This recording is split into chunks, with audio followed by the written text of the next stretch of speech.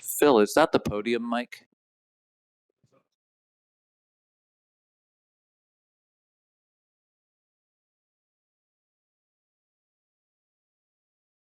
Sounds like me. Yeah, somebody tuning in maybe has their phone on.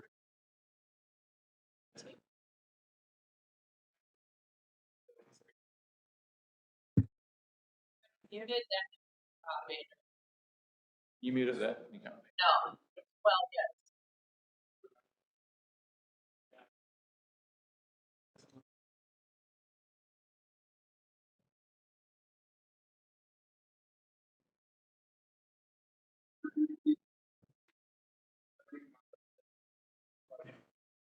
They'll be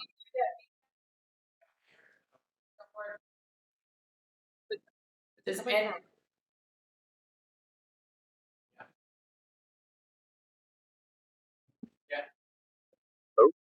All right. Having a party of Florida. Shootout at the jail. Yeah. Okay. Speakers. It does sound that. Oh, well.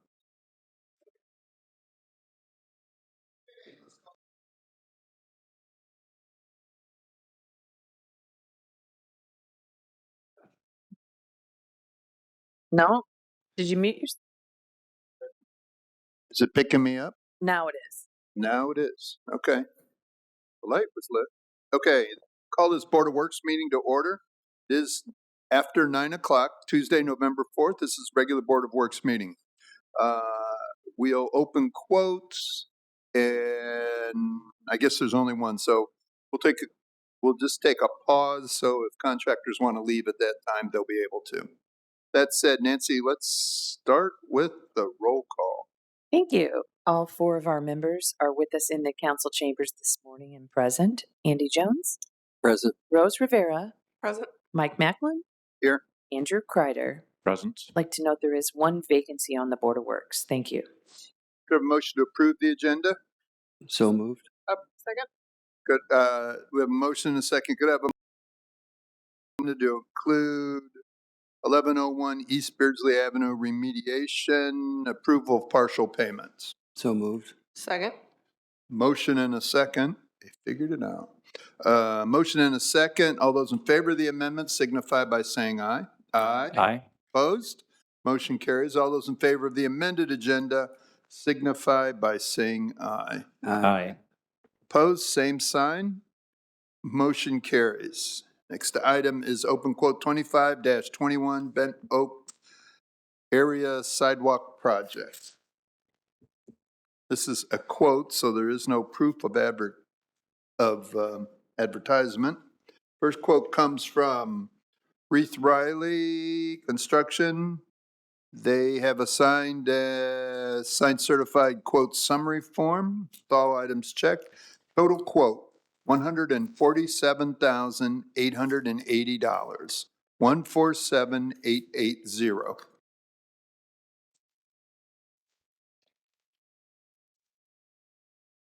Next quote is from Selge Construction. They have a certified quote summary form signed with all items checked. Their quote for this project is $63,560. 63560. They're going to be paying us in a minute. The next quote is from Premium Concrete Services, where they also have a certified quote summary form. Their total quote for the project, $39,240, 39240. Now I expect the next at this rate, the next one should be $5,000. Yeah. Oh, no, not quite.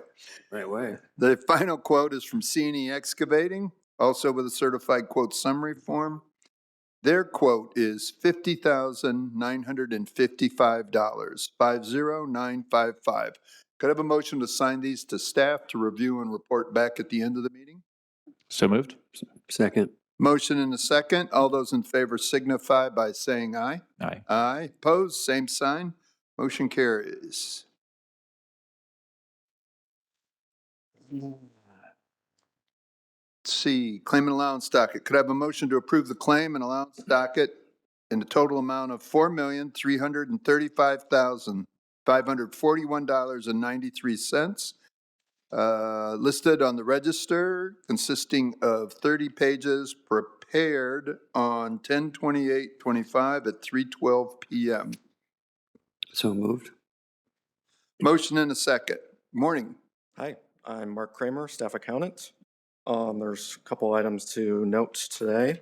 We have a large amount for $357,370.90 to CDW Government Inc. for Microsoft license renewal. And then we also have ARP total claims of $972,288.34. What was the second one? It's the ARP claims. Oh, ARP claims. Okay. I was looking up in the things. Who's ARP? Okay, great. Any questions for the accountant? Mark. Sorry, Mark. Seeing none, all those in favor of the claim and allowance docket totaling $4,335,541.93 signify by saying aye. Aye. Aye. Opposed, same sign. Motion carries. Have a motion to approve the minutes from the October 21st regular Board of Works meeting. So moved. Second. Motion and a second. Any changes? Seeing none, all those in favor signify by saying aye. Aye. Aye. Opposed, same sign. Motion carries. Could I have a motion to approve the minutes from the special board meeting on September 30th? So moved. Second. Motion and a second. Any amendment? Seeing none.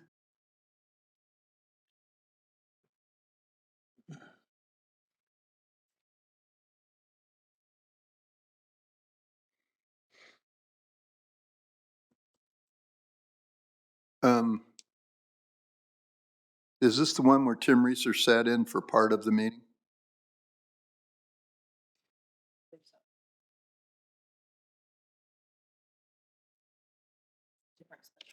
Okay, good enough. All those in favor signify by saying aye. Aye. Aye. Opposed, same sign. Motion carries.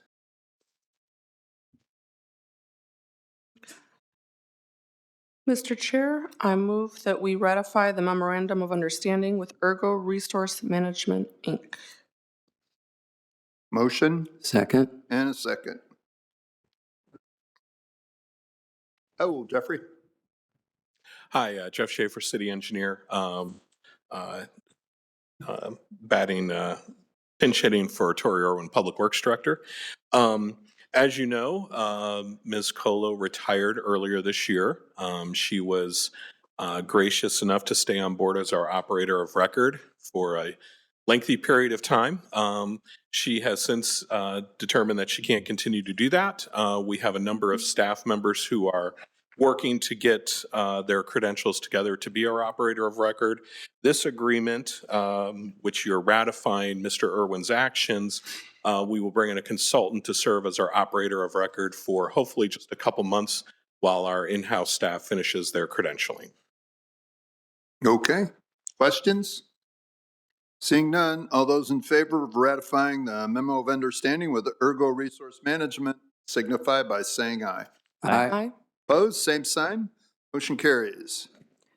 Have a motion to authorize the Board of Works to execute a Board of Works President to execute a professional service agreement with United Consulting for County Road 6 capacity improvements with the fee not to exceed $166,400. So Second. moved. Second. Motion and a second. Board members, there's a little bit of history here. You may recall, Mr. Kreider, this is before your time, you received a request for a traffic signal at County Road 6 and Marina Drive about 2 years ago. We worked with that consultant and said, let us take a look at all of County Road 6 from Peterbaugh Creek to Elkhart East Parkway. And so Lockmuller Group did a traffic study there, and we really do have some traffic concerns there. As we have redeveloped the more urban areas of the city, we push more and more traffic out to County Road 6. So a good news, bad news situation. We have better development opportunities downtown, but we've added to the traffic on County Road 6 as well as the growing businesses there. So we did a traffic study, and with that traffic study, we determined that traffic signals were warranted both at DCO Drive and Northland Drive, and that an interim fix, and by interim fix, I mean a 20-year fix to the traffic on County Road 6 would be to add a center turn lane, a two-way center turn lane on that segment. We did a bunch of research on that, looked at the original design plans, and believe we can do that without having to significantly widen the road, basically by improving the shoulders on each side of the road to widen it slightly and add that center turn lane. So this is a consulting agreement with United Consulting. We actually reached out to a number of different consultants on this particular project for proposals. We kind of cast a wide net on this one, give a lot of people an opportunity. We received 5 proposals. United Consulting was both the best proposal for understanding what we were trying to accomplish, as well as the most competitive fees. And so that's our recommendation, that we award this project to United Consulting. This is being funded out of the Common Council budget for engineering fees for this year. The work itself will likely be a Common Council appropriation that will request sometime next year. So I glanced at this. You're going to put 2 lights in and center turn lane? That's the goal, yes, sir. I guess I'm old school, and I've never been a traffic engineer, but I've heard preached ad nauseum that more traffic lights cause more congestion. That's probably true, but the signals are warranted under the Indiana MUTCD criteria. The signals definitely warranted at Northland Drive, both the north and southbound traffic there, and it's also warranted at DCO. So it will, we've already talked to the consultant about some signal coordination options, that sort of thing. We've had luck back and forth with signal coordination. Part of the project will be to at least run a fiber optic line along County Road 6 so that we could coordinate the signals. It's going to be difficult for County Road 6 to remain at 55 mile per hour free flow speed. That's correct. I don't think it is a 55 mile. I think it's labeled 50 at the moment. I'm not sure. 45. Is it 45? Okay. I mean, that's just the more. I get more scenario. complaints about that than anything else in the city, just for the record. I understand. Yeah. And we think the center turn lane will assist with that significantly. The access management there is really a challenge. Ideally, we wouldn't have any direct access to County Road 6, but that's not the way it developed, both in the county and now that it's in the city. And so, unfortunately, and it's something we've talked about in the past, a street that just has 4 lanes, 2 lanes in each direction without that center turn lane, almost operates like a 1-lane street. Because if you're going through, you tend to be in that right lane because you're just waiting for the person to turn left. Now, we also understand the flip side of that and some of the access control that we've had to do on Cassopolis Street. So part of this project will be to include some medians at the intersection so we do good access control next to the intersections, while still allowing for some of those turns into the driveway approaches that have just historically been there on County Road 6. Okay, since you're the victim up here, I mean, the gentleman's passed away now, Rob Leatherman, observed that the actuated signal at County Road 15, and I've observed that the alleged activated signal at Genewood are not activated signals. Is part of the plan to get these signals working correctly? Yes, that would be the approach, correct. And we do know we have detection issues at County Road 15. We have some detection issues at Genewood, though I'm not aware of as many of them there. Historically, County Road 15 has been a problem. It's something we've been talking with the street department and with the traffic division about. we have a few signals around town that have detection issues. Me being on the south side, I can tell you the three of them we have on the south side of town. So we're working on that. Without getting too far out, we did recently redo our detection at Beardsley and Johnson with a product called MioVision, which has significantly improved the detection and the operation of that intersection. Now, MioVision's very expensive and much more for a more congested urban environment, but we are looking at new kinds of options. MioVision is a camera-based. Historically, we had stayed away from camera-based because it hadn't worked as well, but now we have new and better generations of that. So yes, I think adding that to United's task of things to do to look at all those intersections, I think that's reasonable. Sorry to dump on you so early. on No the problem. table. That's why I'm here. All righty. Other questions for Jeff? Seeing none, all those in favor of this PSA signify by saying aye. Aye. Aye. Opposed, same sign. Motion carries. Could I have a motion to authorize board president to execute a professional service agreement with DLZ Indiana for Annapolis Street pedestrian crossing improvements with fees not to exceed $91,900. So moved. Second. Motion and a second. Jeff? Again, very briefly here, we took three proposals. DLZ's proposal was both the best for the needs of the city as well as the lowest cost. And this is looking at improvements to the crossing at Strong Avenue. Okay. All right. All those in favor of this PSA signify by saying aye. Aye. Opposed, same sign. Motion carries.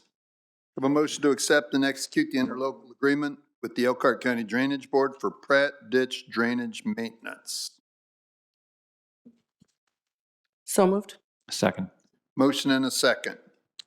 Board members, Pratt Ditch is located north of Bristol Street, west of Michigan Street or County Road 7, near the Harley Davidson dealership. That's probably what you're aware of.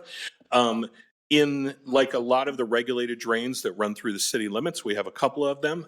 When the county drainage board determines that it needs to be cleaned, vegetation removed, regraded, we tend to do that as a joint 50-50 agreement.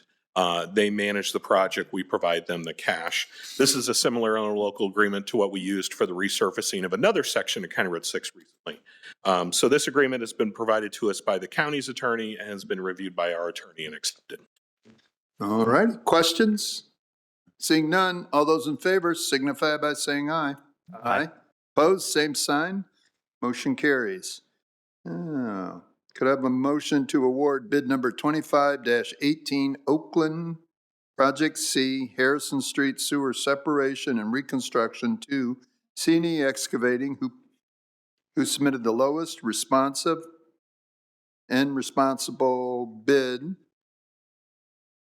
with the contract price of $8,269,675. So moved. Second. Let's withdraw both of those and add in subject to the closing of the state revolving loan fund bond. So that was the motion. Mm. So move. So moved. Second. Second. Okay. Jeff? Yeah, just a reminder, this is Oakland Project C. This is the reconstruction of Harrison Street between Oakland Avenue and 3rd Street, continuing on with our Oakland Avenue project. The bond right now is scheduled to close the Tuesday before Thanksgiving, November 25th. So we'd like you to take this action subject to the bond closing on the 25th. As you're aware, these bids came in under budget, and so we're very excited that both this project and the next project we can get done for a cost a lot less than we expected. All righty. Other questions for Jeff? Seeing none, all those in favor signify by saying aye. Aye. Aye. Opposed, same sign. Motion carries. We have a motion to award bid number 25-19, Oakland Project D, 3rd Street and Jackson Boulevard to Selge Construction, who submitted the lowest responsive and responsible bid with the contract price in the amount of $13,587,300.40, subject to the closing of the state revolving fund bond scheduled for November 25th. So moved. Second. Motion and a second. Very similar, Oakland Project D. This is the reconstruction of 3rd Street and Jackson Boulevard. And as you recall, this is connecting our our storage tank downtown to the new storage tank at Oakland and Indiana. Okay. Other questions? Mm-mm. Seeing none, all those in favor signify by saying aye. Aye. Aye. Opposed, same sign. Motion carries. Thank you, Board. Third motion, Oakland Avenue Force Main partial payment. Could I have a motion to ratify partial payment request number 27, the amount of $543,404 to C&E Excavating from SRF loan WW 22162005 and $28,023 from loan DW 222-32001 for the Oakland Avenue Force Main Phase A project. So moved.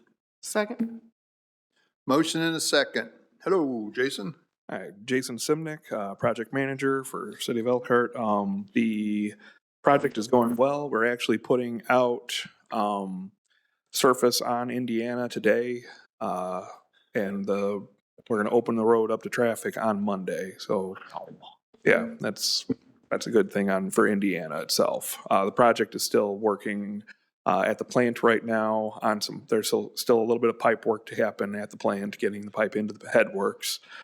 And Waurika is going to be paved this month still. So they'll be done with this project by the end of the Yes. construction season? Yes. Was that what the original schedule called for? Yeah. The original schedule actually had the project ending in September, but we had a 4-month delay caused by NIPSCO early in this year. Oh, so- okay. Good. Not Yeah. bad. Yeah. All righty. Great. Other questions for Jason? Just one. Jason, do you know when the asphalt plants are scheduled to close for the season? I don't know. No. That's all weather dependent. So it depends. They're always looking at the 2-week out phase when it gets later in the season. So Thanks. How many months has it been, Jason, that project? that project started actually in 2023 at the end of September 2023. So Major. But it was just tree removal at that time, right? we did a little bit of work at the outfall. Okay. There was no road closure at the time. So, but yeah, we did start working in 2023. Oh, we also have televising, so there was some traffic issues at that point because we had to do bypass pumping. So yeah, it's been since 2023. Yeah. Oh, okay. All those in favor of ratifying this partial payment signify by saying aye. Aye. Opposed, same sign. Motion carries. Could have a motion to ratify partial payment request SRF number 2073 on SRF loan WW 22162005 in the amount of $14,010 American Structure Point from allocated SRF loan for professional services on the Oakland Avenue Project C Harrison Street design. So moved. Second. Motion and a second. Just standard payment for This is design just work. a standard monthly payment for the work done on Project C. All those in favor signify by saying aye. Aye. Aye. Opposed, same sign. Motion carries. Could I have a motion to approve change order number 5 for the Oakland Avenue Force Main Phase A project for an increase of $95,318, bringing the current contract price to $12,457,097.38. So moved. Second. Motion and a second. What's this for, Jason? So this change order was requested by our street department. They saw that there was no curb between the end of our project on Project A, Waurika, all the way out to just to Laramie, so the next block and a half. And so they requested that a curb be installed and that we were able to get, they wanted us to check grade. So Our staff went out and checked grades to make sure that we could put a curb in and have it still drain. And they requested that, and they were willing to cover the cost of it if we could just add it to the contract. I was going to ask, so street department's paying for this as Yes. opposed to the utilities? Yes. Okay. Yeah, this is not, well, it's actually, yeah, it's not going into IFA funds at all. So it's, yeah, they've already got it set up. All right. And that's already separated? You have a storm sewer system there? Yeah, it'll be going down, basically, it'll be draining to the side streets where there's already storm set up. Okay, great. Any other questions? Seeing none, all those in favor of this change order signify by saying aye. Aye. Aye. Opposed, same sign. Motion carries. Could have a motion and a second to accept and place on file the wastewater utility monthly report of operations for September 2025. So moved. Second? Motion and a second. Don Neff, interim plant manager.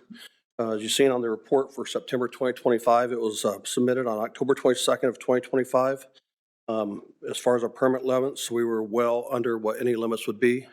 We did have one incident report filed, and that was for an operational mistake within operations, which was corrected and should not happen again. Okay.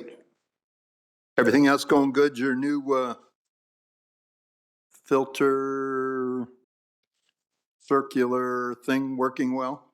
Our CMDF is working well. CMD. Cross media disc filter. Okay. All right. Great. Thank you very much, Don. Okay, thank you. Other questions? I'm sorry. Any questions for Don? Seeing none, all those in favor signify by saying aye. Aye. Aye. Opposed, same sign. Motion carries. Could I have a motion to declare an emergency for the November 4th Lexington Avenue stormwater repair? So moved? Second. Motion and a second. Is this why Selge was out across from bowling? Yes, good morning, Board. Martin Offsinger, Public Works Utility Network Manager. We got a call out for a sinkhole there at what I would call just west of 3 Points on Old US 20. It's West Lexington now. We started looking into it, thinking maybe it was like a sewer lateral that was running through there, but through our vacuum excavating down, we were getting pretty deep, quite a bit of water. Ultimately had to get Selge out there. With collaboration with them, we've had to investigate further. Turns out kind of overflow drainage from the quarry flows through there underground, as well as street storm drainage for an outfall that ultimately gets to the river. It's pretty deep. I think we were on the shallow side was over 7.5 feet deep, and then it was getting to about 15 before the outfall. So Selge has been great working with us, trying to figure out how everything flows out there and getting it repaired. It's in pretty rough shape. It was some single wall corrugated metal pipe that was just beyond its lifespan, starting to fail. So Is that the storm sewer that drains Knapp and East Street, the state highway? no. So this would be from the quarry, the Zinga site. It flows, goes underground there by the container storage, that auto sale place. Takes a little bit of the drainage from Bypass Road, Old US 20, West Lexington area there, Okay. and then dumps out. All righty. Other questions for Martin? Seeing none, all those in favor of this declaration signify by saying aye. Aye. Opposed, same sign. Motion carries. Public Works, can I have a motion to grant permission to permission for quote number 25-22, Northwest Lower Aquifer Chemistry Test Well? So moved. Second? Motion and a second. I don't see Brian here. I think they're looking at the lower aquifer for water quality in the lower aquifer out by Northwest Wellfield. Quite often done for more capacity and check the water quality. All those in favor signify by saying aye. Aye. Aye. Opposed, same sign. Motion tables. All right, now.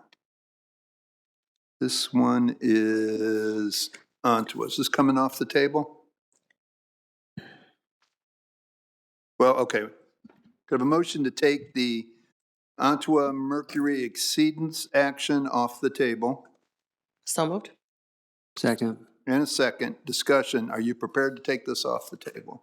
I believe so, yes. All right. All those in favor of taking this off the table signify by saying aye. Aye. Aye. Opposed, same sign. Motion carries. Hello, Steve. Well, let's start with a motion. We have a motion to find Ontua Township, Ontua, not Ottawa. Ontua Township Sewer District in violation for exceeding the local mercury limits and assess a penalty of $500. So moved. Second. Motion and a second. That's for discussion. Stephen? Morning, Board. Steve Brown, Public Works and Utilities. Yes, we had some discussions with Ontua. They are here today to speak on their behalf. Unfortunately, they submitted another self-monitoring report that indicated another violation for mercury. Well, we have a meeting set up to meet with Ontua to kind of update them with the things that we do concerning mercury with the treatment plant, and hopefully find a solution to not continue to violate, bring penalties to the board, so.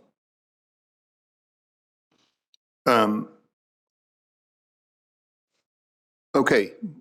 I think you're saying we should listen to Ontua now. Yeah, yeah. Okay. Does somebody from Ontua wish to address the board?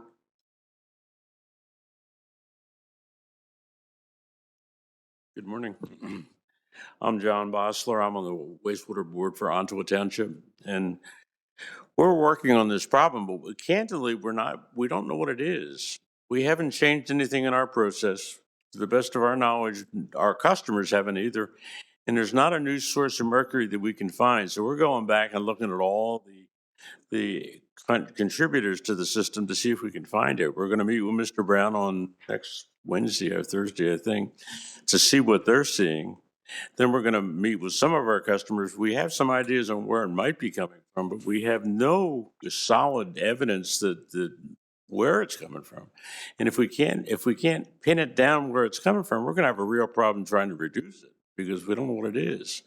So that's where we are here. I mean, we're looking now. We're also meeting with our lab, Element Technologies, to see if they're seeing an increase in violations by changing in analytical methods, because that's one of the things that we first stumbled on, is that the measurements of these mercury is in the parts per trillion level. I mean, this is way out there. I mean, this is 1,000 times less than anything else we're looking at. And is there changes in the analytical techniques that are causing us to go out of spec, and everybody else, to be honest with it, and see what it is? But we're stumped. Now, there's two things it could be that we're looking at. One from St. Joe County, Indiana, that we're getting and transmitting to you. I would blame it on Granger. Oh yeah, well we had a meeting and we had 10 votes, 9 were for Granger and 1 abstained. You know, I'm kidding.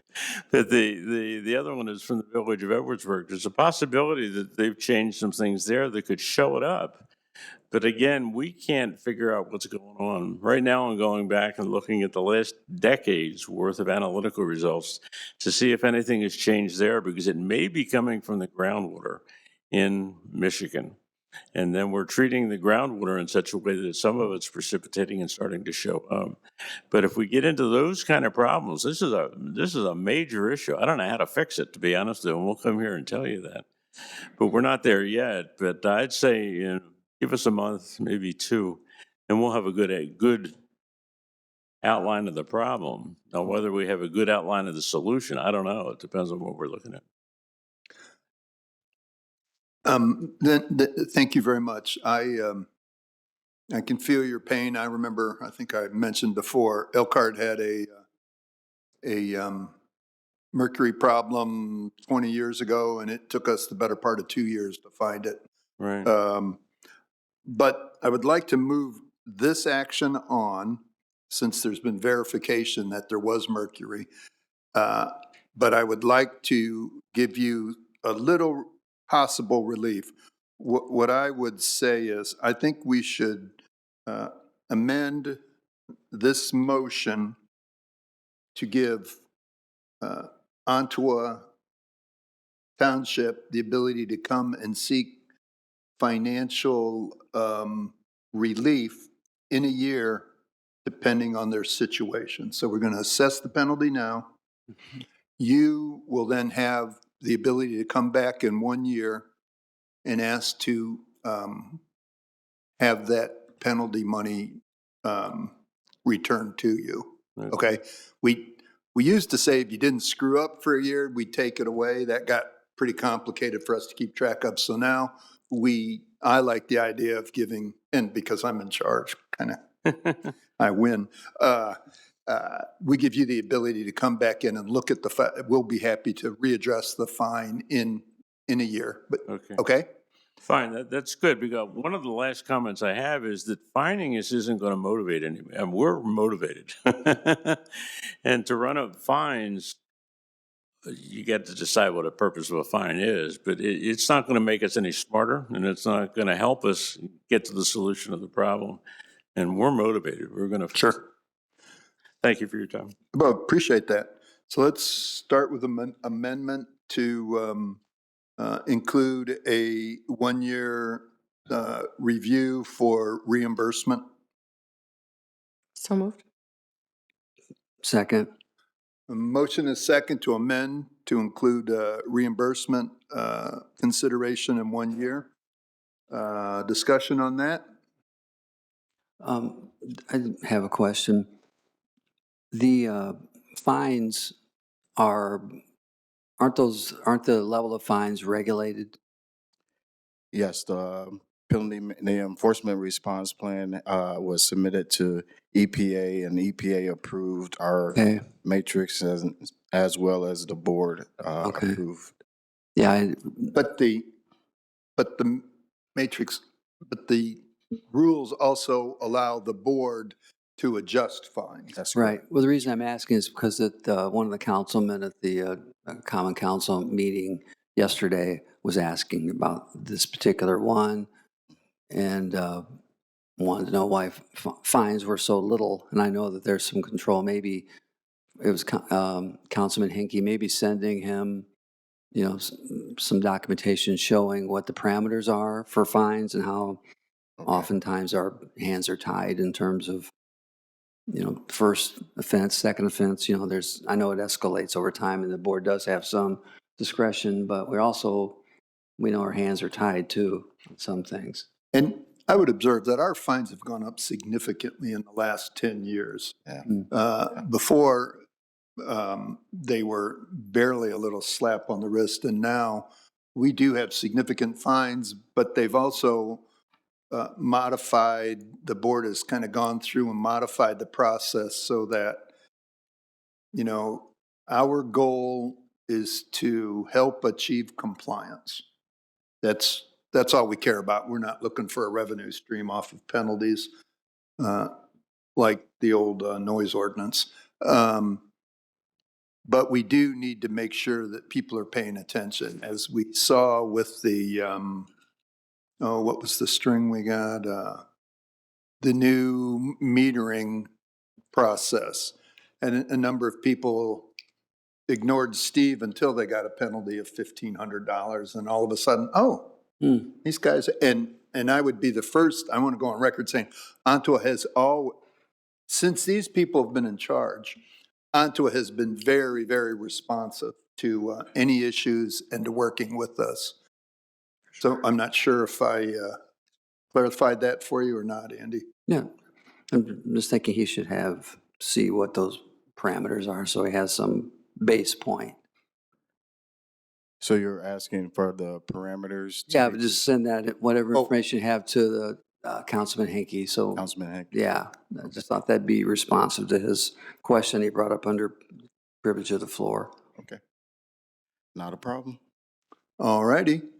Voted on the amendment. All those in favor of the amended motion to find Ontua in violation of mercury limits and assess a penalty of $500 with the ability for Ontua to request reimbursement in 1 year depending on their performance. All those in favor signify by saying aye. Aye. Opposed, same sign. Motion carries. Thank you, guys. I know it's a challenge. I appreciate it. I would That- still blame Granger, just saying. That was the vote on the amendment. You still Oh, I need to didn't vote vote on on the the amendment? amended motion. That was the vote on the amendment. Now to vote on the man. Yeah, Oh, we didn't vote on the amendment? that was the vote you just took on the amendment. Now you need to vote on your amended Okay, motion. good enough. All those in favor of the amended motion signify by saying aye. Aye. Aye. Opposed, same sign. Motion carries. You might also check on the north shore of Pleasant Lake. I think there's people there, Colos, I believe, that, Van Val's, yeah. yeah. Thank you.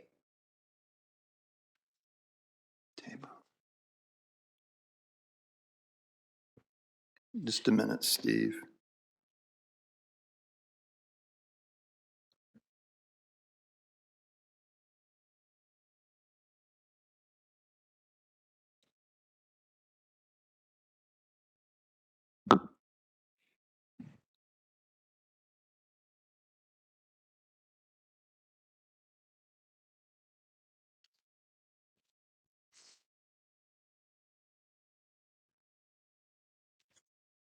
What it could be. There's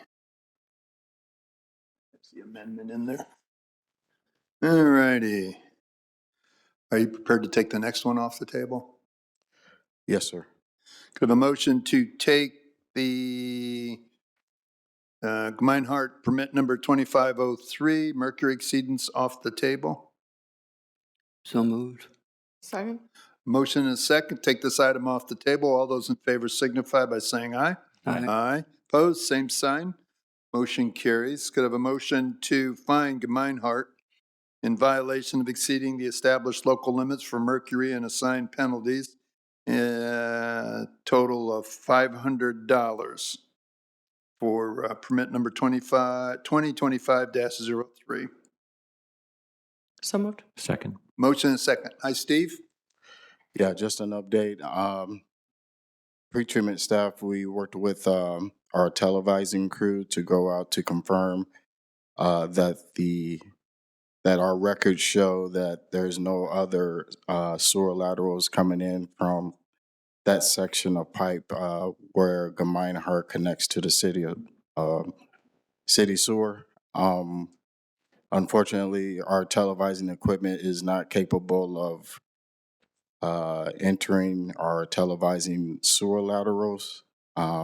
So I did reach out to representatives of Gemeinhart to let them know if they wanted further documentation or confirmation that they would have to hire someone to televise their line. But our records show that there's no storm or any other connections. It's just sanitary sewer that comes in at that line.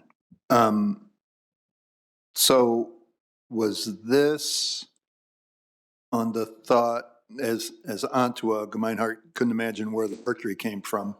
And did they think this was like surcharging coming back into their manhole? I believe so, but we have Okay. representatives here that can speak further. Okay. All righty. So you're suggesting we proceed with the action? Yes, sir. I can't think of any other. I mean, the sample was collected from their manhole. There's no other streams coming in. And unfortunately, it's a violation and we need to move forward with it. Thank you, Steve. Representative from Gemeinhard. Good to see, well, not good to see you. Hi, Glad Dave you're here Pur- again. Yeah, Dave Pirtle, President CEO of Gemeinhart. As we said last month, no idea where it comes from. We are not processing anything in that factory wastewater wise.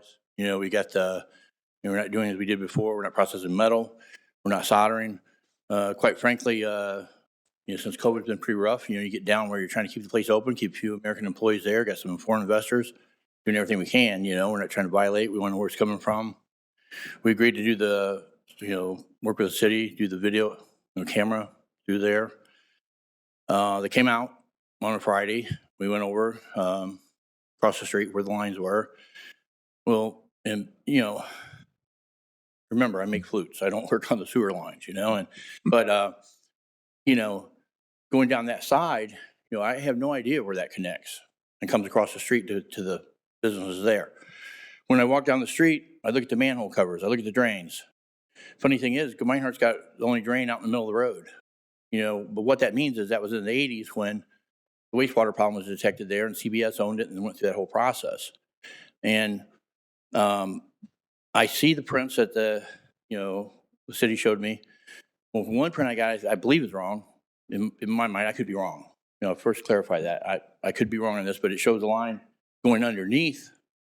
That's supposed to be the sewer line going to the across the road to the discharge. And then up a little higher, when I look at it, there's the discharge for our sewer and our wastewater goes into one box and then across. Now that's supposedly just our box. Now, when I want to back up, make sure I clarify. I said some things before last month. I don't know that it was, it came across as clear. When we had a sewage drain problem, okay? Now that does go, I guess, to the same wastewater box. The same manhole cover would have both. I had the fire department out, gentlemen, I knew to just put the truck there for a few minutes so we could clear the line, because what Rotor showed us before. When we opened the manhole cover, our manhole cover, it was full to the top with water. At the same time, the city sewage drain was full of water. And the fire department right away told me, close it. So we got to get a hold of the city, get the line cleared out. Now, that could have been a sewage line they cleared out. It could have also been, I do believe it was a sewage line because that's what our line was coming out that was full. However, what I don't know is what filled that. Why was the sewer line full, the storm line, why was it full at the same time that our sewer line was full? They shouldn't run together really. And what I can tell you for sure is, had to be 3 weeks ago, I believe. Would it have been 3 weeks ago, Rick? Is that what it would have been? Yeah, it was on a Saturday. I'd been out of town, come back into town. It started that massive raining, if you remember. And at that time, I walked out, got drenched, because I said, okay, I'm going to go look at this. Well, I do know at that time, the stormwater drain was full, and so was our, pop our cover a little bit. I was able to look, and I could see it was almost full. So see, I don't know if there's a coincidence there. I don't know how the two are tying together, but I know we are not putting anything out of that factory but the sewage. That's it. And we only have 8 employees. And, unless someone's eating thermometers, I don't know. Let's put it in there. And when they did the tests, the only thing I didn't like is when the city brought the camera truck out, I said, they couldn't go over on our side to look at the manhole cover. And I said, well, I really want to see in that manhole cover, because I asked the question, where the business next door to us, where does it discharge? Well, they didn't know for sure. And all I'm saying is that the prints can say one thing, but those lines have been there since the 80s. And the reason it's in the middle of that road is when they bought the property and acquired it, the state, they never moved it back. They left that connection there, and that's why it's in the middle of the road. That used to be Gemeinhart property when it was a 2-lane road. As they've, moved on with it, it's come out, and I don't know. I know there's more than one pipe in there. Maybe it is just a sewage line coming down, but there's a pipe that comes from, back that would go to possible wastewater. And then I can't recall, because I looked in it, and I don't know the first time when Rotor was there what went back the other way. And I'm just saying we have no idea where the lines go. I don't know where it's coming from. The $500 doesn't bother me. That's not going to, put us out of business. My concern is further inspections. You know, that very next Monday, you know, this is right after that heavy rain, you know, we come out and pull the sample out of our manhole cover again. We had no idea, and I was clearly saying, hey, I'd like to see this. You know, at least give me a chance to get a sample out of it too, you know, to get tested so you can see what it is. I don't, you know, it's new regulations. I don't know. You know, I'm not trying to say the city's willing to do anything wrong, but I'm just saying I can't, without testing everything, how do I even begin to correct that, you know? It would do no good to put a different measuring device on our discharge for where we do wastewater treatment, because it's right in the same box as the sewage, you know? So I'm saying we have no idea where it's coming from. I don't know what that test, if you got that back yet, you know, the second sample she pulled.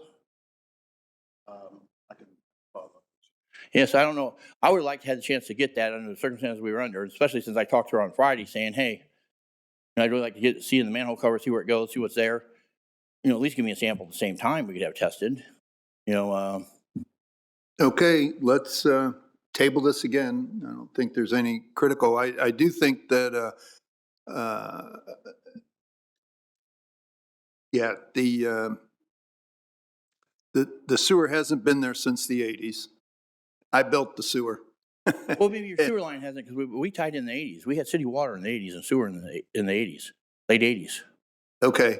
At any rate, at that time, they were only connecting buildings. They weren't connecting downspouts and that. So I think if you're interested in this, you can also do the televising. I mean, I remember a lot of the sewer system, but I don't remember the details of your particular line. But have you televised your line to see that nothing else is coming in it?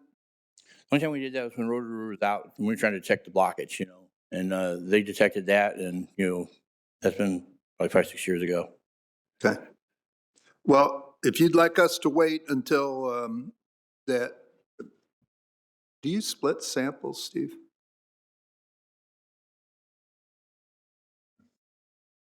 Yes, we can. We can split samples. We would just have to coordinate with the industry and let them know. But yes, split sampling is a possibility. Yes. Have we sampled since the initial violation? Yeah, we went back out and sampled, and they're back in compliance for mercury. And then we also sampled the other parameters for our local limits. I think it was last week or the week before. We have to do that once a year for this site. So we can coordinate with them to conduct split sampling. Okay. It's no problem. And then, Jason, could you work with Steve and prepare a sketch for me of this connection and what's going on upstream and downstream to the best of our knowledge? You know, Okay. the other thing I want to state is that, you know, not trying to, you know, pick up on neighboring businesses, but I can only be paying everyone else's results from other actions. You know, there's a business there, and, you know, if there's any way that the stormwater is mixing with the sewer water, you know, I do believe that somewhere that's happening. I don't know how, but I think that's happening some way through there. And when there's stuff piled of, whether it's rock, snow melt, when the stuff's piled right on the ground and there's runoff coming down to the front, to the road, you know, runoff where it goes, I don't know. And what that is, I don't know. You know, we've had years of testing. I don't want to, you know, we would have samples pulled every month, get it tested. You know, we were very much on track with, you know, what we were doing, what we were putting out, trying to stay within the limits. And I'm just saying that, you know, when we talked to the city about that, it was perceived that that was like a retention water runoff that they were pumping into the street that we saw at the one time. And I want to state that when you go out there in heavy rain, that's not what it is. You know, the building is flooded around the edges of the building. You know, they're pumping to keep the water from inside the buildings, what they're doing. So I'm just saying, whatever, and remember, that's a newly remodeled area there. And whatever's in that, I don't know. Maybe it's tested and said there's nothing in there, but, you know, all of a sudden we get a mercury violation. We use nothing with mercury in it. Well, I think, I mean, And with those, let me talk now. There's a lot of things that might happen out there, and Elkhart is following best management practices. if you want to partner with the city to investigate these things, I think the board would be open to that. But not unlike Antwa is,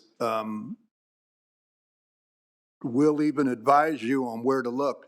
But it came out of your sampling manhole. And I understand that you're not aware of any mercury. I don't know how it gets there either. We've spent years looking for mercury in other situations. At the end of the day, there was mercury in your sample. And happy to table this again, and Jason will get us with Steve and get an idea of where this stuff is at. But when the street storm sewers were separated, we were there when they did that. It wasn't a combined sewer the way it is in many other areas in the town. So I'm not sure what all's going on there. We'll look into that a little bit. But at the end of the day, we need to move forward on this violation. And when we do a final motion, I'll be happy to give you the same option that I gave Antwa on. We can reevaluate it in a year, but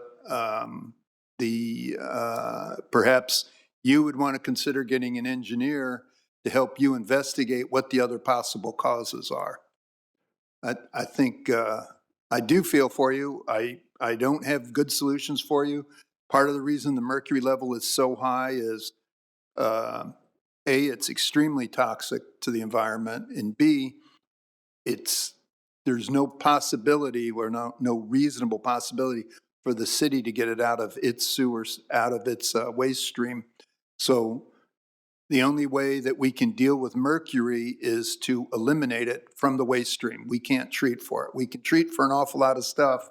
We can't treat for mercury. So it's tough, but that's about the best we can offer you right now. Well, the only thing I say to that is that, I understand you were there when the sewers were put in, but you weren't there when they took the manhole cover out and redid it maybe 4 or 5 years ago. They did do that. And what I'm saying is, not only do I not know where the mercury's coming from, it's very, I think it was talking about putting a couple drops in like a lake is what it's compared to. But the only thing going in that sewage is what city water we bring in, what bodily fluids is released into it, and what's put back through. That's it. And it's very clear. We've opened our doors, walk in anytime. There's no production going on like that. And, we are working with the city. I would gladly work with the city. And when I ask the questions, I just need to know what ties into that manhole, what pipes come into that. And see, because of it being in the middle of the road, it's a very complicated thing, middle of State Road 19, to try to go out there and look in it. It's complicated. And everything you're saying, engineer, all this testing, that's further helping stop business, our factory from running in Elkhart, Indiana. I'll just tell you, because it's very difficult right now. And that's another cost that, would be looked at, and that's out of my control. That's by, investors that bought in, and out of my control as well. But, I'm just saying, for the record, I don't know what pipes tie into that. That's all I'm trying to find out. Someone tell me what ties into it. Okay, well, Jason, you'll work with him, Steve, to find out what's tied into that line. Mostly upstream, I would suspect. All right, so with that, let's have a motion to table. So moved. Second. Motion is second to table. All those in favor of tabling this item signify by saying aye. Aye. Opposed, same sign. Motion carries. It's tabled. Thank you. Thank you.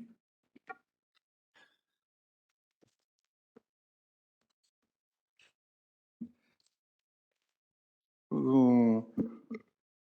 So we have could I have a motion to approve the variance request for El Guadalajara Mexican Restaurant to install the appropriate size grease trap under a 3-compartment sink for 1147 Cedar Street and 301 West Lusher. Center. So moved. Motion Second. and a second. Steve, do they want to put in the proper size, or are they asking to reduce the size? Uh, Based on their fog application, they're required to install an outside interceptor. Due to a cost, they are proposing to install a grease trap underneath the 3 basin sinks.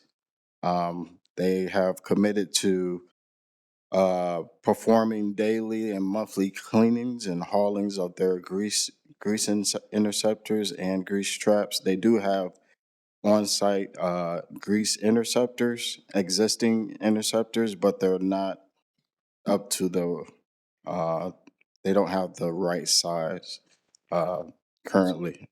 So they have the interceptors that don't meet standards, and they're going to add the traps to add that in.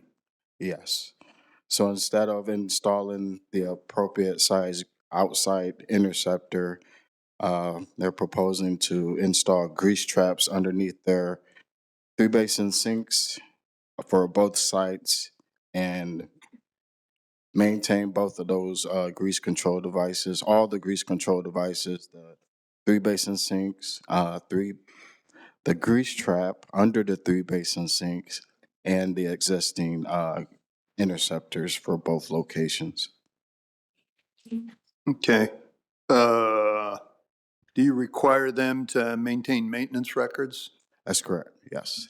of the cleaning too? That's correct, yes. Okay. Good.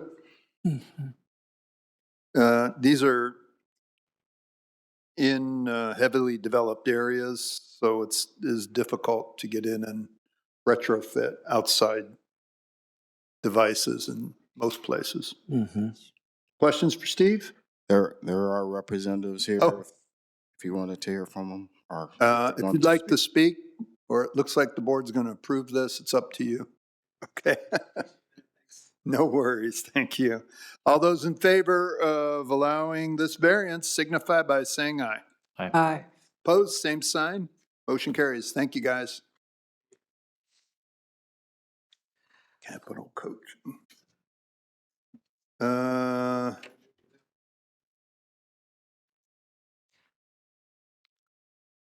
Let's see. I believe this is a request for the board to approve a capital coaching service agreement with CDFI Friendly South Bend for a contract total of $25,000. So that was a motion. Is that right? Is that what you're looking for? Okay. So moved. Second. Motion and a second. Aye. Good morning. Drew, Pull that up. It's probably easier for. thanks, Nancy. Good morning. Drew Wines, Economic Development. The Development Services Department is asking the board's approval and execution of an agreement with CDFI Friendly South Bend. The focus of the agreement is to train and educate small business owners on the fundamentals they need to understand and navigate the world of business financing. For what? Say that again slower. Oh, sorry. Capital coaching specific to business financing. Understanding the fundamentals of all that. Limited access to capital was identified by the economic development team during our recent small business needs assessment, and the program scope will enable us to help ensure local businesses are prepared and able to access capital. The contract total is $25,000, which will be paid through the Economic Development Department's professional services budget. There are multiple funders supporting this program, not just the city, and we appreciate your consideration. And has legal reviewed the agreement? Yes. Okay. Great. Thank you, Drew. Other questions for Drew? Dun, dun, dun. Seeing none. Thank you very much. All those in favor signify by saying aye. Aye. Aye. Opposed, same sign. Motion carries. Thank you.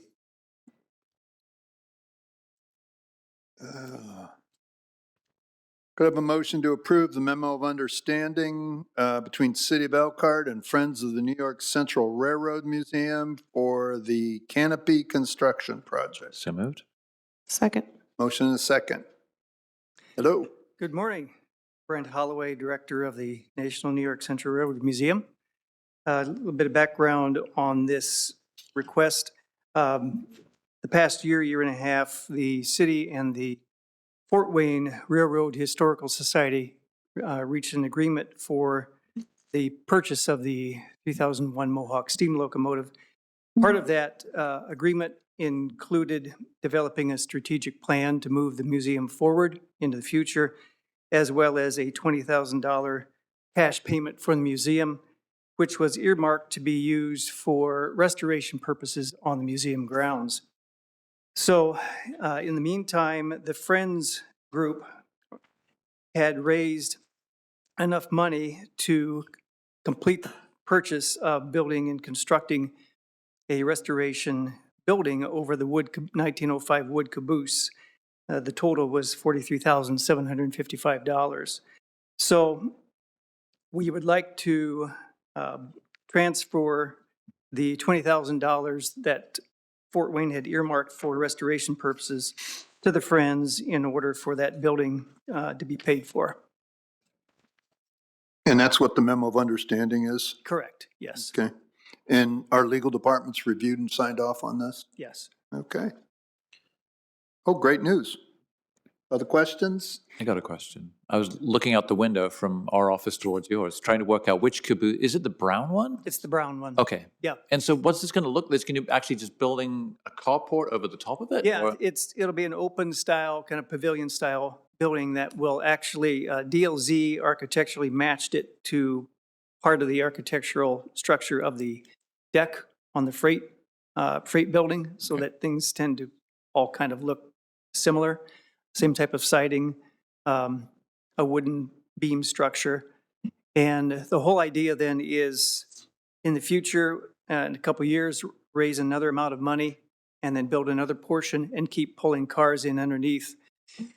A lot of people think that our rail yard at the museum looks more like a junkyard, and that's always been a concern. So as we deaccession some of the rolling stock that we are no longer wanting to care for or is not really compatible with the New York Central Railroad Museum vision, we'll have a little less there, which means we can take care of it better.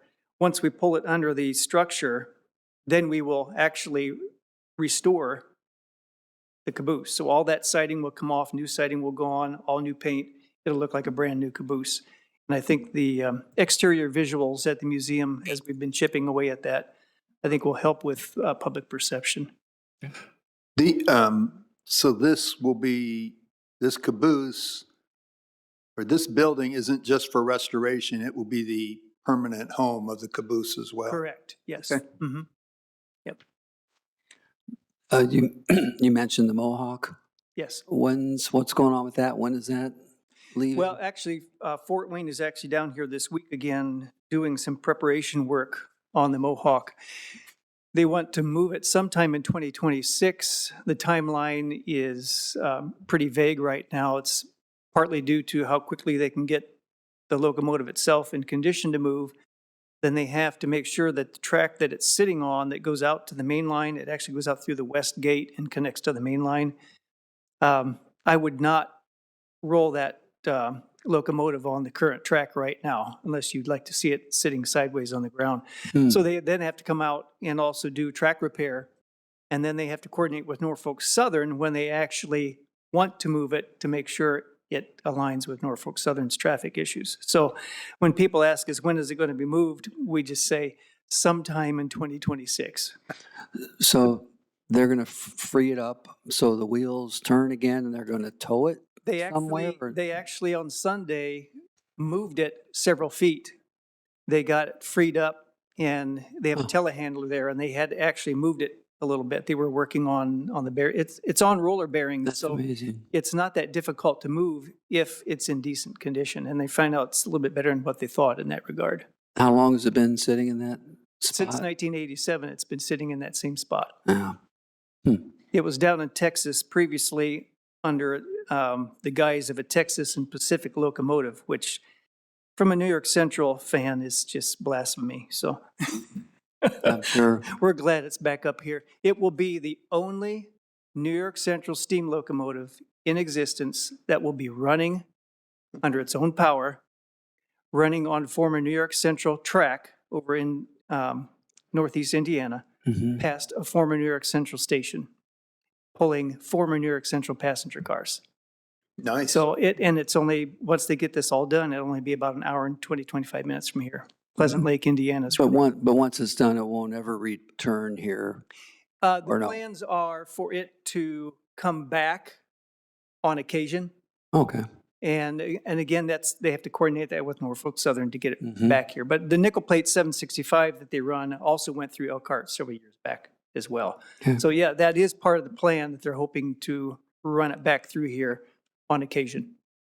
I just think it's I was on the New York Central Museum Steering Committee a long time ago, and I just think this is great to breathe life back into that. I mean, yeah, I know it's an attraction, but still, it needs to live again. Well, and operate. that was the whole thing when we had the press conference last year announcing all this, was people are saying, well, that's such an iconic piece. Aren't you sad to see it go? Well, obviously we are, but we also are New York Central Museum and a historical entity, and best practice is to release it to someone who can take better care of it. The city is not in a position to restore it financially or mentally. It'll just fall apart eventually if we don't Exactly. do something. Yeah, right. So this is the best way to take care of that piece of property. And keeping it fairly local here, a little over an hour away, is a bonus. It's not going, out to New York or wherever. Great. Thank you. Thanks, Andy. Other questions? Seeing none, all those in favor of this memo of understanding signify by saying aye. Aye. Opposed, same sign. Motion carries. Thanks, Brent. Good Thank you work. very much. Appreciate it. Mr. Chair, I move that we approve the request from the Elkhart Police Department to advertise this evidence property auction. Motion Second. and a second. Hello. Hi, Elizabeth Holtman, Evidence Clerk, Elkhart City Police Department. So we would like to hold another auction this year. So we had one in January. So right now we have it on schedule for December 18th, which is a Thursday. We load in the items the Friday prior, so that would be the 12th. And in between that time, people can go and view what will be up for auction at the auction house. So we're asking It's for permission. going to be at Peddler's Village again. Correct. Okay.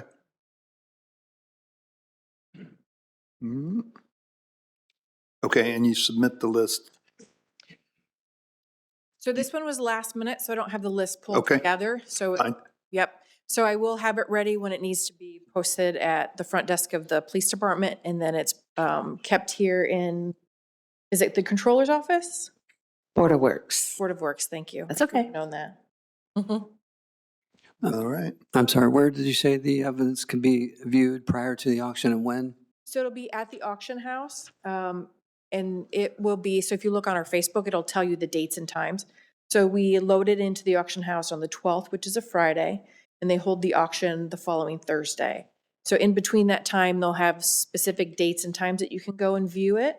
Okay. So we will post those on our Facebook page, the police department Facebook page. All right. Where is it all right now? It All is over the back place? where I work, yeah, so. Anxious this- as aren't you? Yeah, So this is partly just making room to move for you folks then. Well, the goal is to really work on paring things down, so that's why we're having 2 auctions this year. So we've been working really diligently. And the goal is always to reunite people with their property, but when we can't do that, that's when it'll go up for auction. We'll document the ways in which we try to find out ownership, contact owners. All righty. Great.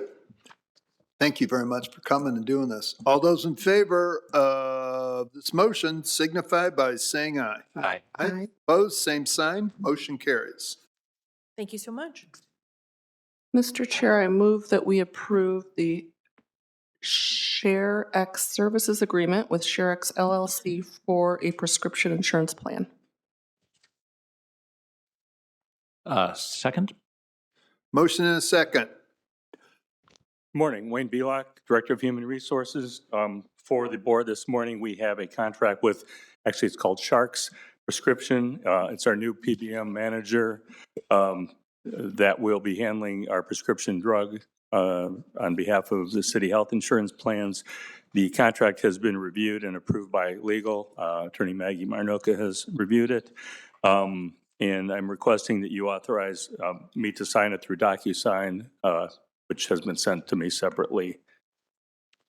Okay, let's start with an amendment to authorize Wayne to sign on DocuSign for the board. So moved. Second. Motion second on the amendment. All those in favor of the amendment signify by saying aye. Aye. Opposed, same sign. Motion carries. Go ahead. I want to make sure that's it. That's it, unless you have further questions. I do. So what does this change? Like, So, I think we can go to this, to our own, I think. Right.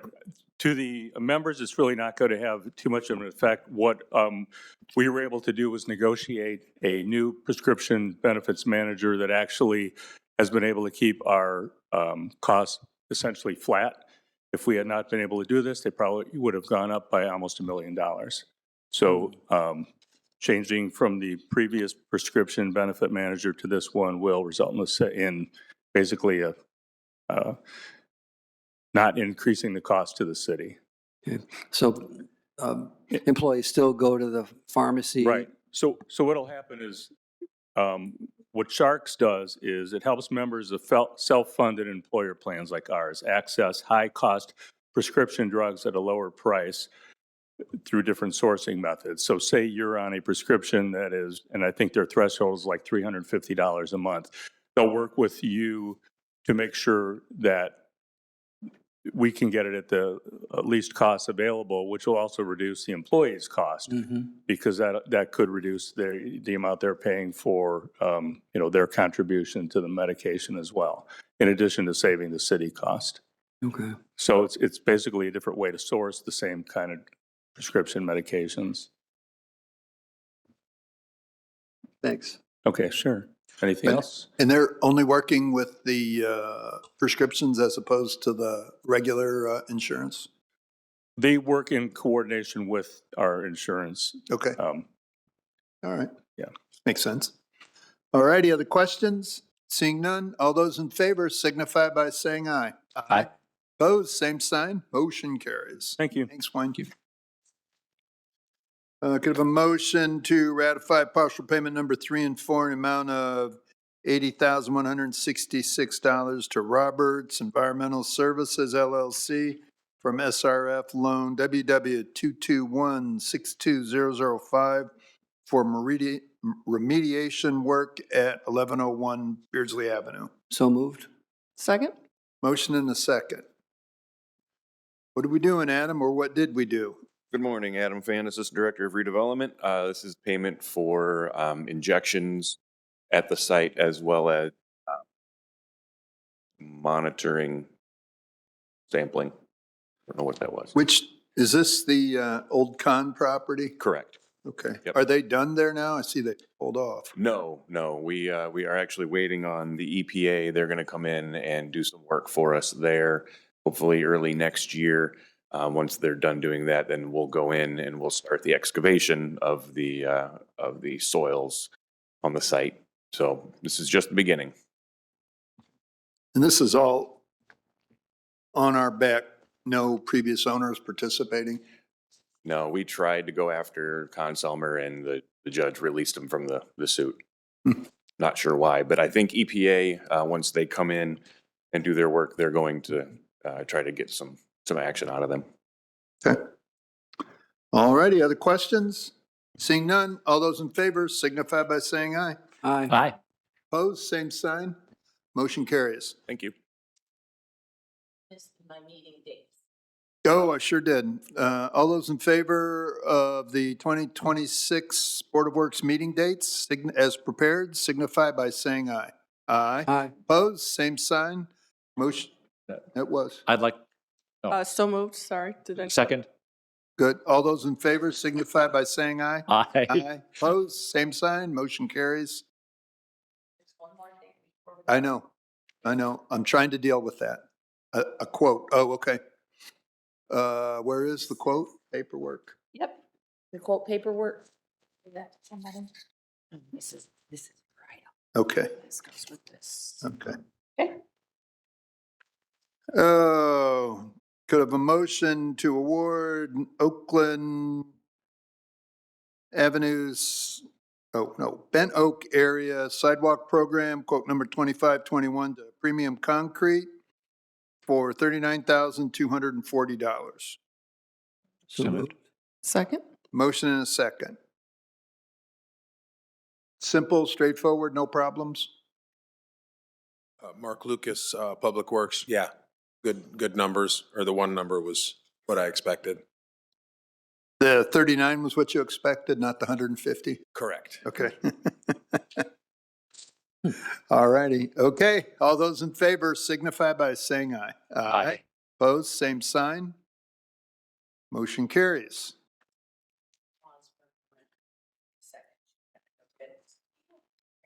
Okay. Let's start and amend before she gets here. We can, I need a motion to amend the agenda for an economic development agreement between the Redevelopment Commission and River District Development Company. Motion? So moved. Second. Motion and a second to amend the agenda. All those in favor of this amendment signify by saying aye. Aye. Aye. Opposed, same sign. Motion carries. Take a brief recess.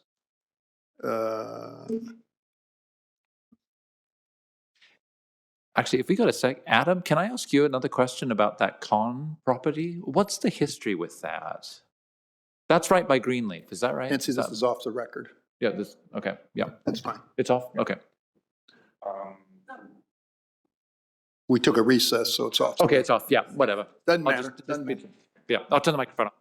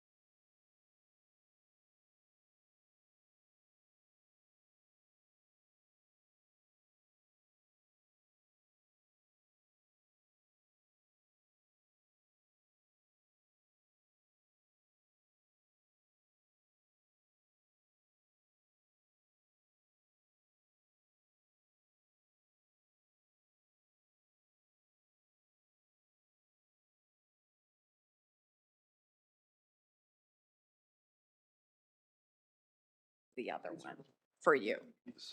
Yes. They are.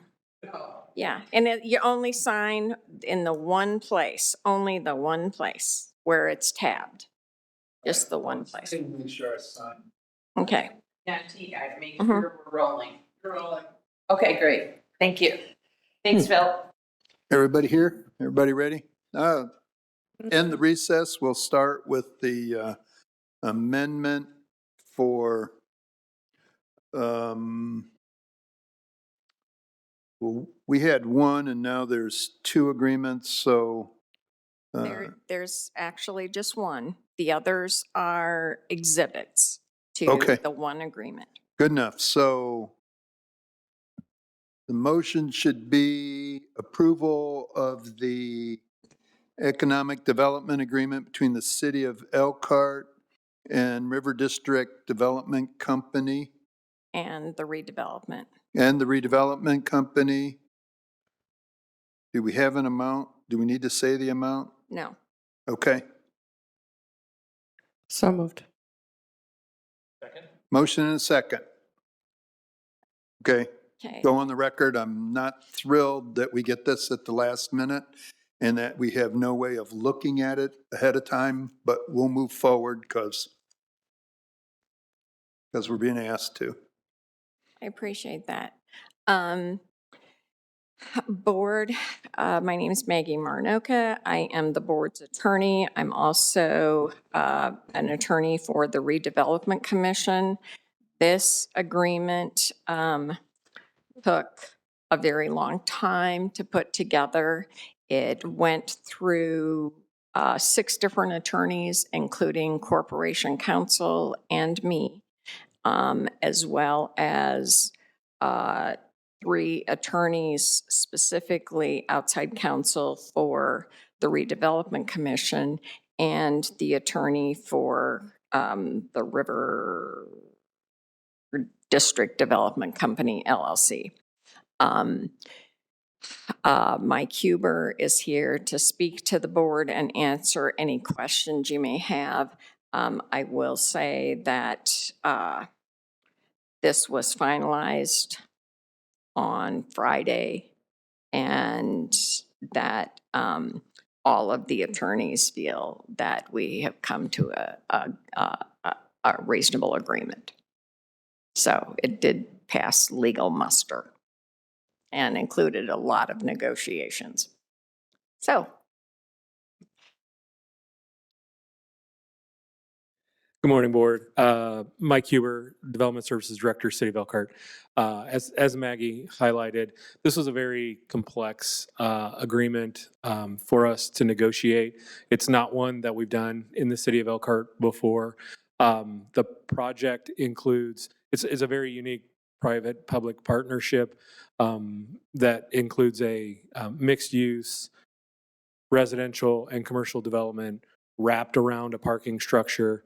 The intent is for the city of Elkhart to own the parking structure while the developer owns the mixed-use development that's attached to and wrapping the parking structure. All of those complexities were what resulted in this development agreement requiring the length of time it took to iron out all of the various components, including the 2 attached exhibit documents, which relate to the parking easement granted to the residential development tenants, as well as the management agreement between the city and the development company in moving forward in the first 5 years with how the garage is managed and operated. So that's what's in there. Again, we weren't, it was not our intent for this to go to the length of time it did, to not have you have more time to look at it ahead of time. I do know that one of the issues was the developer was under some obligations to try to close on the property by Friday. That was where we were trying to get to. They were able to meet that obligation. They did close on the property. We got this to you as soon as we could based on our ability to negotiate it. Happy to answer any questions. Didn't the developer already own this property? As I recall, No. So this is actually it's the building where the FSSA operates currently, and there's a Z Smart in the current building right now as well. That's the location where this development will go. The developer will acquire, relocate those tenants and demolish that building and start. I'm sorry, the FFSA. The Family Social Services Agency. Isn't this is the around the development he's already started on? It's across the street from the stuff on the north side. So it's on the south side of Jackson. It's Frank Casella's old bike shop. It's what? The old bike shop. Frank Casella's old bike shop. Okay. Got the gold roof next to Dr. Watkins. What's the street address? 225 Jackson. Yeah, thank you. So you're building a parking garage over there? Yeah, it's a 1.25 acre site. Correct. Be wrapped with 70 apartments and about 14,000 square feet of commercial space. All on the south side of Jackson? Correct.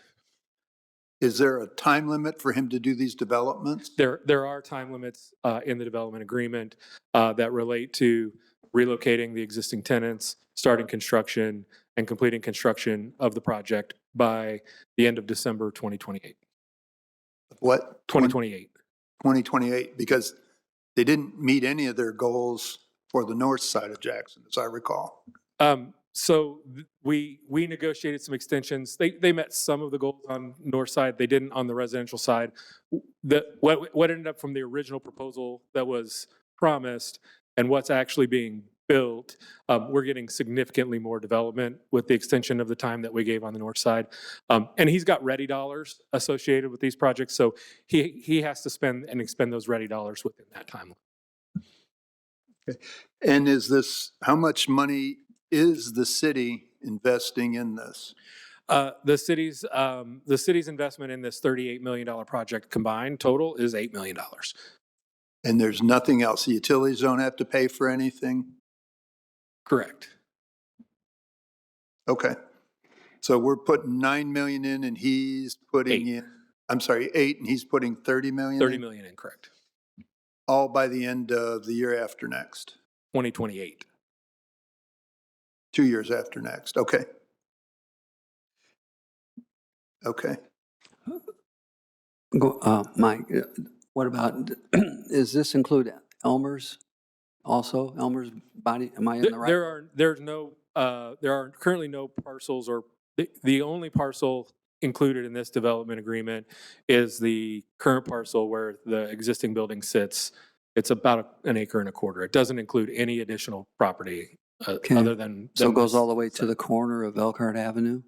No, this site and this development agreement do not indicate or take on any property adjacent to Elkhart Avenue. If this is a single site, it's a single site development. Wow. So you got 1.5 acres and he's putting in 20 apartments? 70, wrapped 70 around a 4-story apartments garage, correct. and a 3-story garage. How many stories will the residential be? It will match the garage. It's one building, one structure wrapped around the garage. So- One end of, on 3 sides. So there'll be development on 3 sides of the garage. So there'll be, so it's mixed use, I think he says, so retail on the first, and then three floors of residential? Correct. Okay. That's kind of cool. Can I'm sorry, I'm still getting my head around the map here. So this is actually the space between Clark and Nibco Parkway? Is that right? So it's just that one block. It's not going any further to the west? It's literally the site where the one building is. Okay, so it's just that thing. So it's not getting anywhere close to down towards Elmer's and that. It's just that. Okay, thank you. And then why is he managing the parking instead of us? If it's is it our building or is it his building? So it will be owned by the city with easement granted to his tenants.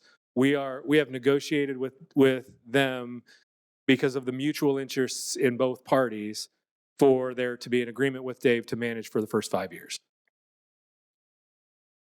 And we're paying him to manage his own parking area? We're paying him to manage the structure, the parking structure, correct. So there is more than the 8 million then. How much are we paying him?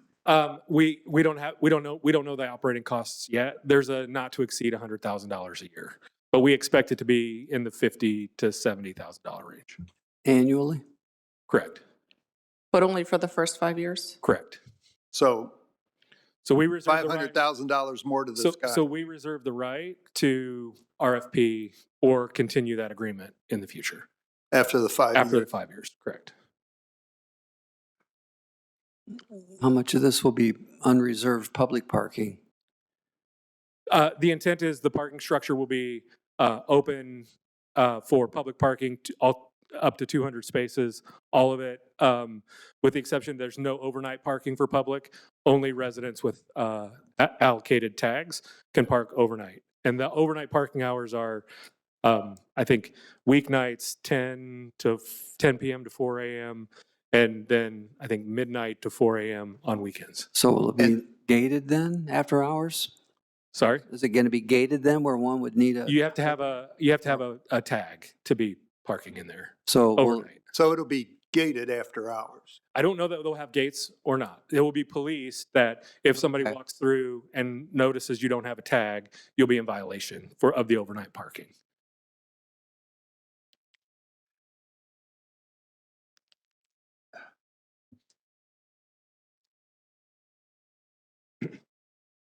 Okay, and the open to the public, all spaces open to the public,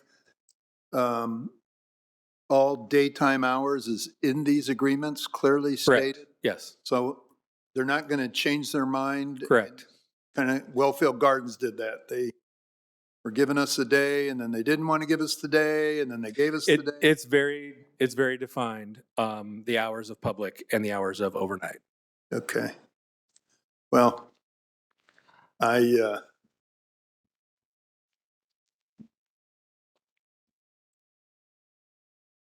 So just one more question. Are we still responsible after 5 years? It's just that we then have a choice whether we're maintaining or RFPing? Yeah, whether we maintain the contract with River District Development as the manager or whether we hire a different manager. Correct. It's our garage, so we'd be responsible for maintenance. so, okay, so he's not responsible for maintenance in this 5 years either?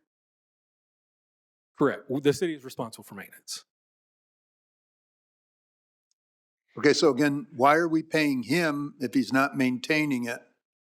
Just He to is give out, well, you just said the city was responsible for The maintenance. contract would be for him as the vendor to maintain, as the management contract, the first 5 years.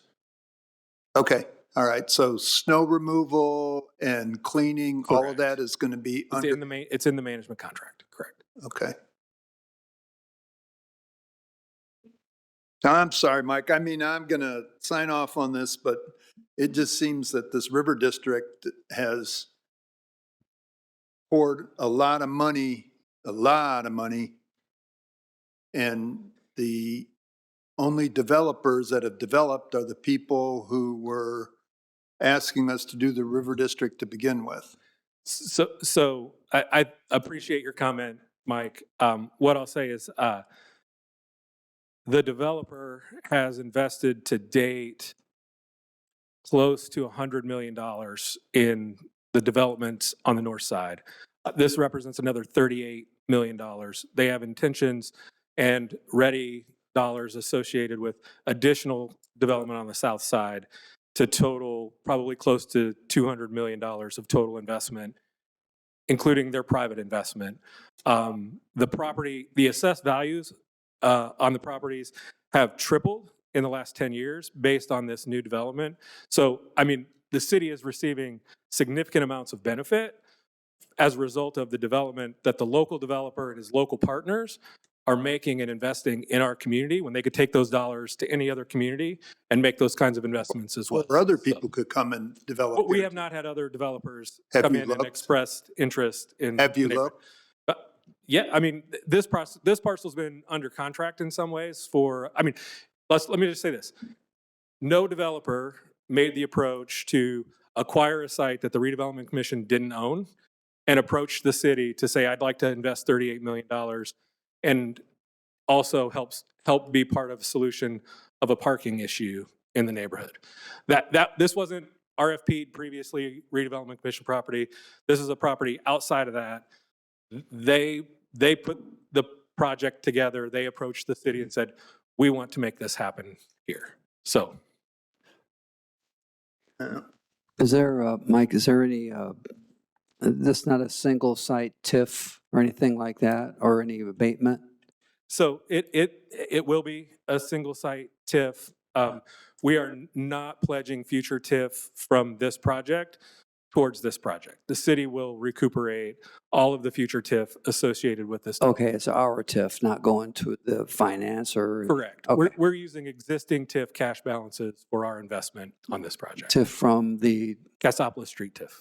Okay. Is this area in the Cassopolis Street TIF? So the Cassopolis Street TIF was amended to allow for funding of parking improvements in other parts of the city. Additionally, a major driver of the need for some of the additional parking capacity that this garage will provide is in relation to issues that we've heard directly from the folks at Beacon when they have swimming events and they have other activities that draw significant participants and visitors from outside the area that fill hotels and eat in the restaurants in the Cassopolis Street TIF district, that parking limitations are a potential threat to them being able to continue to grow the number of events that they have in that space. As a reason for, the relationship between those businesses in the Cassopolis Street TIF and their health, we want to be able to use some of those dollars to help mitigate that problem and continue the success of those events. So all of the development that you mentioned, is that all in a TIF? All of the work that's already been done? Yeah, currently it's in the downtown TIF, correct. Down in the downtown TIF. So that doesn't do anything to alleviate the struggles that the budget's going to be having in the years to come after Senate Bill 1. Well, it does in some ways, Mike, because that increment will accrue. And at some point when the TIF expires, then those dollars will be added to the city's AV. Is that 20 years though? Well, the current TIF is about 10 years. So 10 years more or 10 years originally? 10 years from now. That sounds all valid to me. I mean, did we use the Cassopolis Street TIF was used to help make the learner possible. That's correct. Yeah, so it's nothing new. I'm just worried about future investment, that the loss of that money for so Mike, we're not losing money. None of this development happens if we don't sign these agreements. That, Mike, I understand that, okay. But we put up $30 or $40 million to start with. Was that wasn't TIF money? That was direct. I can't speak to where the original dollars. Is that right, Adam? The original investment in the River District came. I mean, Adam, the original River District was a separate appropriation by the council, wasn't it? Yeah, that was council dollars. Then the commission stepped in for, I believe it was acquisition and demolition of the properties to create the River District. Well, and it was also all the construction of the street, redoing the street.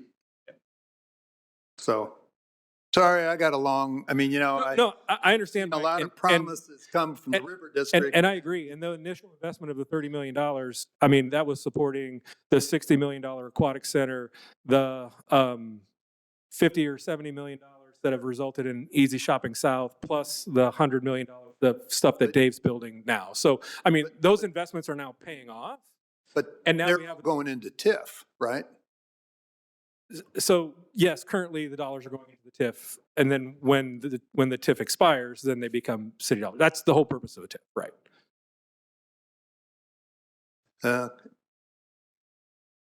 I'm sure I'd be outvoted anyway. So, okay. Other questions? Maggie, are you and John comfortable that the public is going to be undisturbed, is it unfettered? Is that the right word? Yeah. Short answer, yes. Kind of the long answer is the parking garage is the first thing that's going to be completed. And then the apartments will be completed after. The designated overnight parking for the residents is based on occupied apartments. So until those apartments are completed and occupied, they don't get overnight parking for any of them. But yes, John and I, that was we had lengthy negotiations about that. And we looked at what other apartment developments, how the multiplier that was used for other developments in determining parking spaces, which, I mean, we have our own code as to how much parking has to be provided, but we also have, on-street parking and everything around there. But yeah, so I would stick with the short answer. John and I felt that we negotiated this appropriately. Okay. Adam or Mike, another question? As I recall, the original goal of the River District was to have commercial, professional, or office on the first floor at least, and then apartments on the upper floors and behind, and we seem to have gone away from that. Will this be that, or will this be all apartments? So this structure has commercial and office in this about 14,000 square feet, including the first floor, and maybe even some professional offices on an upper floor potentially. We haven't seen the final building designs yet, but that's the intent of the project. I'm sorry, Mike. When you say intent, I recall that the southwest corner of Cass and Johnson, when that was done, the intent was to bring in a top line restaurant, and it never happened. They go, well, it wasn't in the contract. We're sorry. Cass and Johnson. I'm sorry, Cass and 6. The big development there with, Cadoba's there now. Shops at 6.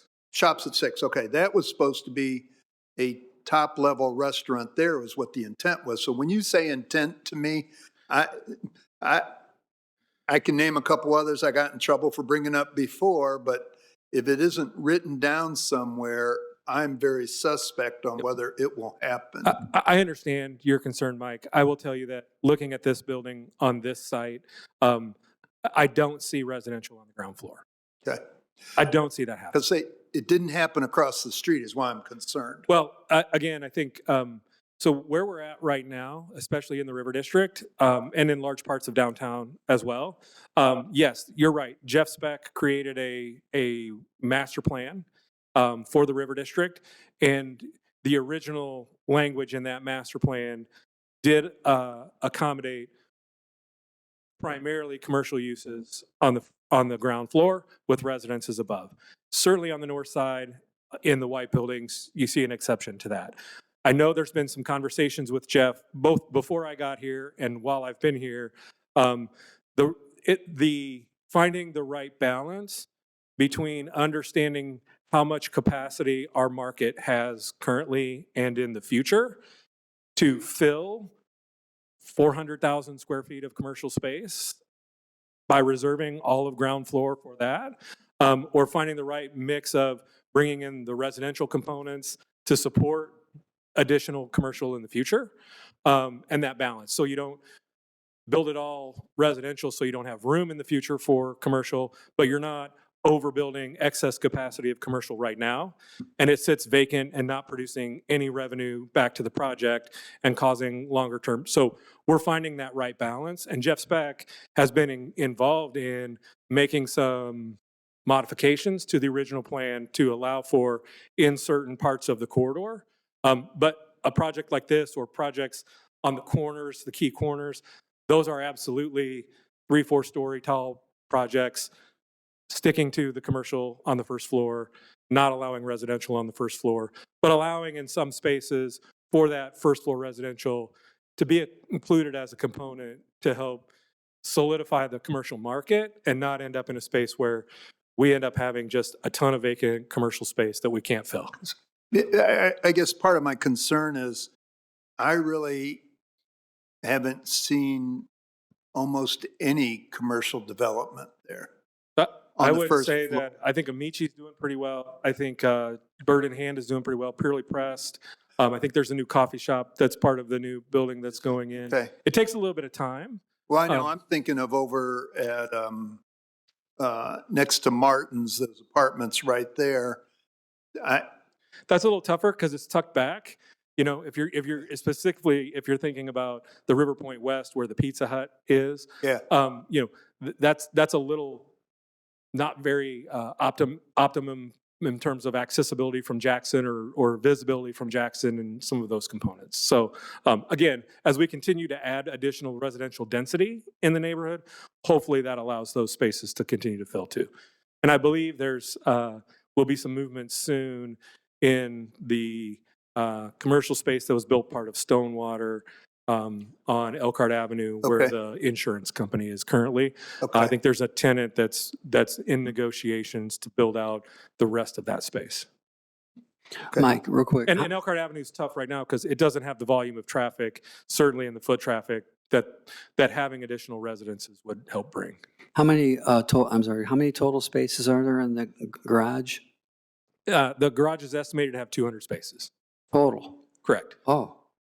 But how many of those will be designated for the developers' tenants? We anticipate that the tenants will probably allocate about 110 to 112 cars as residents. So each resident receives what, 2 reserved spaces? No. I think it's I think we negotiated per occupied unit 1.7 spaces. I think that's in the agreement. Okay. And then, so there'll be certain, obviously there's 4 levels. So what, the first 3 levels then will be reserved for? So Andy, that's part of the approach that we're trying to take by leaving it open, all 200 spaces open during the day for parking, is that we're not having reserved parking spaces for tenants that sit empty during the day when folks coming to eat or go to work in the offices and the residents are out doing their thing. So we want to use those spaces, but then limit overnight parking so that when residents do come home from work, that they have a space and they can take their groceries in. And overnight begins. And by then, the folks leaving Sure. the office parking are leaving, so that creates the capacity for the overnight residents. begins when? So theoretically, overnight, they'll have, and I'm not complaining about that, they'll have the whole garage. Correct. So instead of an empty parking garage, we'll have 110 to 115 cars parking in it overnight. But for you the won't be regulating where they're at. It'll Correct. just be Correct. whatever it is, 10 or 11, then Correct. I need to leave and Maggie, who lives there, can have the spot, any spot. Okay. Correct. That's a good idea. But if you got. So it's designed to, and it's been complicated because it's a unique agreement. Usually there are reserved spaces. And so we're trying to negotiate around that to allow the city's investment to go into a garage that maximizes the use of that garage and doesn't have significant portions of that capacity sitting vacant either during the daytime or during the overnight hours, right? We want to make sure that we're maximizing use of the garage. So if there's a business like a bar or a restaurant that's open later, their patrons wouldn't be able to use that garage. Sure, and there's also on-street parking, and there's also parking Yeah, I know. behind those buildings. I know, I'm just right? saying they So- wouldn't be able to use the garage though, because what time is it going to be reserved for tenants? When's that happen? What's an overnight considered? So again, I think in the provisions in the agreement where during the week it's 10 o'clock and Okay. on weekends it's midnight. Oh. It's when it starts. Oh, okay. That's good. And then again, and then I'll quit. We'll call for a vote probably. Me and Andy will tag team you another couple minutes. So all of this money is redevelopment money. Correct. And there's no, as I recall, and it's the next site over, there were significant underground issues under the dentist office, which is the first building, right? And this agreement makes sure that all we're into it is for 8 million. And it's all redevelopment money. No one's going to come and say, we didn't anticipate that we needed. Yep. No, so there's one caveat to that, Mike. Yes, the answer to your question is yes. However, we also know that there is currently a sewer line that runs behind the current building, kind of bisects the acre site. We will use either left remaining River District funds or additional TIF funds to relocate that sewer line to make sure that and again, there's sewer on both sides. It's and this has all been coordinated through Tory already. So, okay. Will the maintenance be paid by redevelopment funds, or where will those funds come from? So those funds, so the Redevelopment Commission cannot use TIF funds for maintenance costs. So we would be working with the administration to coordinate and allocate resources for the ongoing maintenance going forward. What if the council doesn't agree? Is there an out for, I mean, a lot of the contracts I've worked with have had contingent on funding. Does this have that? So I know that this came up, and I know that our attorneys negotiated the appropriate language in there to make sure that, that both Dave has the comfort he needs and that we don't have guarantees on future appropriations. There's no future appropriation language in the agreement. Okay. We good? Yeah. All right, all those in favor of this agreement signify by saying aye. Aye. Aye. Aye. Opposed, same sign. Motion carries. Public participation. We wore you down. And I need to leave. Okay, my favorite motion. Motion to adjourn? Second. Motion is second. We're adjourned.